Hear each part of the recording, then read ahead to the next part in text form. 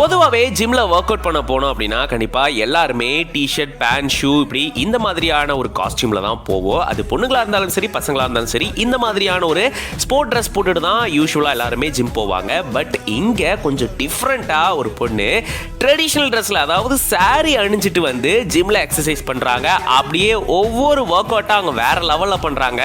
அதை பண்ணும்போதே அப்படியே பயங்கர வெறியோட அதை பண்றாங்க. பார்க்கும்போதே என்னங்க இப்படி இந்த ட்ரெஸ் போட்டுட்டு இப்படிலாம் கூட பண்ணலாமா அப்படின்ற மாதிரி இருக்கு. இதை பார்த்த நிறைய பெண்கள் நானும் என் ஜிம்ல அதை ட்ரை பண்ணலான்னு இருக்கேங்க அப்படின்ட்டு கமெண்ட் பண்ணிட்டு வராங்க. எஸ், ட்ரெடிஷனல் ட்ரெஸ்ல ஜிம்ல ஒர்க் அவுட் பண்ணா எப்படி இருக்கும் கொஞ்சம் யோசிச்சு பார்க்கவே கஷ்டமா இருக்கு. பட் இதுவங்க செஞ்சிருக்காங்க. யூஸ்வலா சாரி கட்டிட்டு ஒரு சில வேலைகள் செய்யறதே கஷ்டமா இருக்கும். ஆனா இந்த பொண்ணு பாத்தீங்கன்னா அப்படியே அசால்ட்டா லெஃப்ட் ஹேண்ட்ல ஹேண்டில் பண்ணிட்டு போயிட்டே இருக்காங்க. பார்க்கும்போதே வேற லெவல்ங்க அப்படின்ற மாதிரி இருக்கு. இந்த வீடியோ பார்த்த பல பேர் என்னங்க இப்படிலாம் பண்றாங்களே அப்படின்னு ஆச்சரியப்பட்டு கமெண்ட் பண்ணிட்டு வராங்க.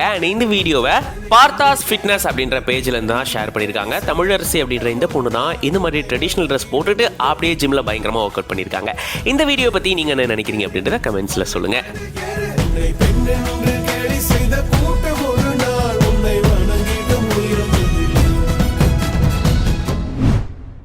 என்னண்ணா பண்ணுறீங்க? நான் சைக்கிள் ரிக்ஷா தான் ஓட்டிக்கிட்டு இருக்கேன். என் பேர் வந்து ஆர் முனுசாமி, 71 வயசு. வருமானமே ரிக்ஷா தான். ஒரு நாளைக்கு எப்படியும் ஒரு 200-300 சம்பாதிப்போம். அது கால் வந்து மேலே மரத்தில் இருந்து விழுந்து 2 கால் உடஞ்சிது. அது ஃபுல்லாக பிளேட் தான் வச்சுருக்கேன். இப்போ 10 வருஷமாக வீட்டில் தான் இருக்குது. நொறுங்குனதுனால அந்த கால் அங்கே போய் ஆப்ரேஷன் பண்ண பிற்பாடு அந்த நரம்பு அந்த மாதிரி ஆயிடுச்சு. ஐயோ, வேறு யாரும் நம்மளுக்கு ஹெல்ப் பண்ணுறதுக்கு ஆள் இல்லை.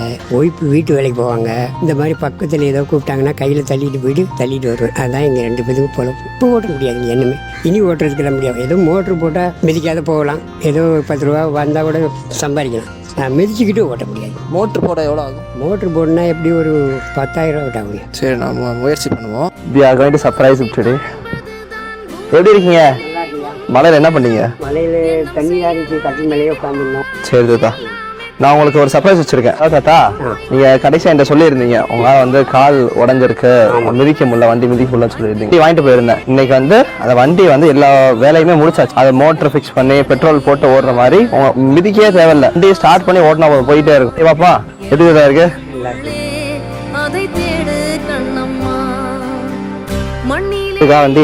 வண்டி பிடிக்கும். அது ஓடி பார்ப்போம். ஓட்டி பார்க்கலாம். இனிமே வந்து கஷ்டப்பட்டு மிதிக்கணும்னு அவசியமே இல்லை. ஒரே ஒரு கிக்கர் தான்.